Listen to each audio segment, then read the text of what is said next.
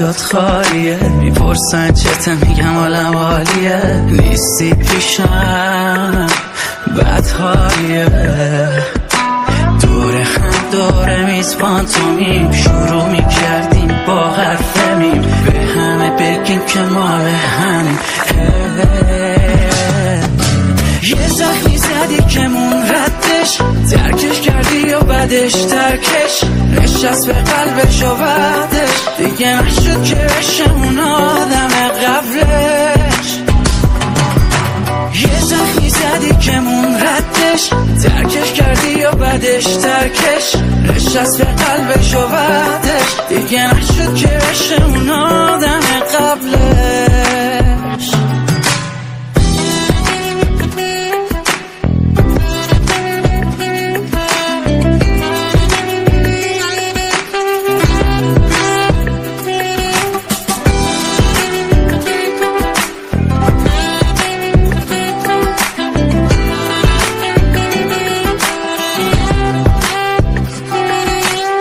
نبودم آدم جدایی، یادت اون روزا دوتایی، من و تو با یه جاده خیز، حیف اون عشقی که دیگه نیست.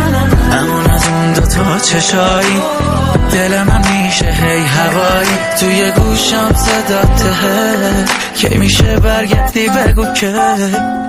یه زخمی زدی که مون ردش، ترکش کردی و بعدش ترکش، نشست به قلبش و بعدش دیگه نشد که بشه اون آدم قبلش. یه زخمی زدی که مون ردش، ترکش کردی و بعدش ترکش، نشست به قلبش و بعدش دیگه نشد که بشه اون آدم قبلش.